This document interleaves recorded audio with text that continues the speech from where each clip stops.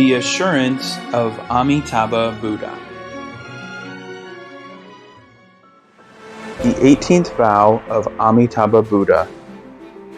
If, when I achieve Buddhahood, sentient beings of the 10 directions who sincerely and joyfully entrust themselves to me wish to be reborn in my land and recite my name even 10 times, should fail to be born there, may I not attain perfect enlightenment.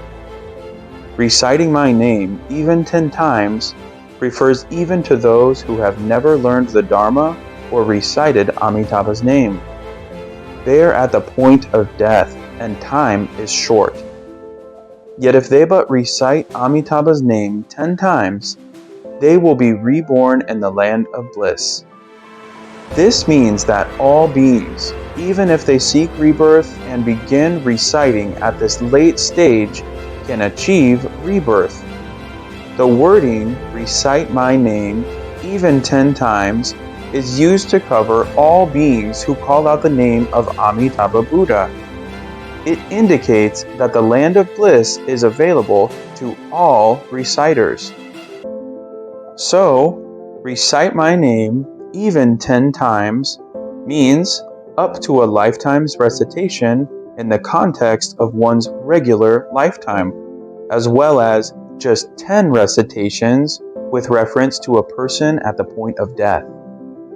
For those about to die, even 10 times signifies that even if they never learned the Dharma, recited Amitabha's name, performed good deeds or accumulated merit, even if they never took the 3 refuges, they can still achieve rebirth in the Land of Bliss with but 10 recitations. However foolish or inept we may be, we have surely recited the name of Amitabha Buddha more than 10 times. If even they can be reborn, we certainly can as well. Amitabha Buddha has made known his benchmark for entry into the Pure Land, wanting rebirth and reciting his name. Everyone is capable of meeting such conditions, and anybody who does gains rebirth in the Land of Bliss. He then says, should such reciters fail to be born there, may I not attain perfect enlightenment. Should we not be reborn in the Pure Land after reciting accordingly, Amitabha would not attain Buddhahood. He would have to continue his practice until we could be so reborn. Only then would he be able to achieve Buddhahood. Therefore, all beings who recite Amitabha's name according to his 18th vow have a direct and intimate relationship with Amitabha Buddha. They are virtually bound together with him, becoming a single entity. The words, should they fail to be born there, may I not attain perfect enlightenment, contain particularly profound implications. Unless you are able to gain rebirth, I cannot become a Buddha. Only by enabling you to be reborn can I achieve Buddhahood. Without me, you cannot gain rebirth. With me, you will be able to do so. Using perfectly enlightened Buddhahood as collateral, Amitabha Buddha undertakes to deliver all imperfect beings from the cycle of rebirth in the 6 realms, allowing them to be reborn in the Land of Bliss and become Buddhas. Given such ramifications, hasn't Amitabha Buddha in fact tied his achievement of Buddhahood to our rebirth in his Pure Land?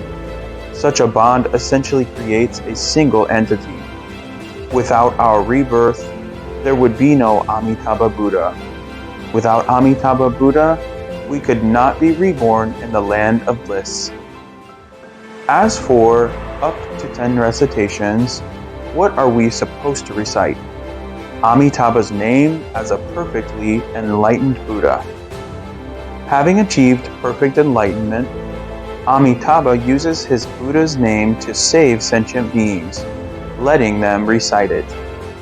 This Namo Amitabha Buddha name embodies the merit of all the Buddhas, and sentient beings everywhere can gain rebirth in the Pure Land by reciting it. Amitabha Buddha said that if he were unable to realize such a name, he would not become a Buddha. The name would not then exist. Only if the name came into being, could be recited by sentient beings, and could allow them to be reborn in the Pure Land, would he be able to achieve Buddhahood. That's why the phrase, should they fail to be born there, may I not attain perfect enlightenment, is so important and closely linked with us. He is bound to us in a state that can be described as, in rebirth and enlightenment, the aptitude of sentient beings is at one with the teaching of Amitabha. Our rebirth is tied to Amitabha's enlightenment. Without our rebirth in the Pure Land, there would be no Amitabha Buddha. And without Amitabha Buddha, we would have no rebirth there.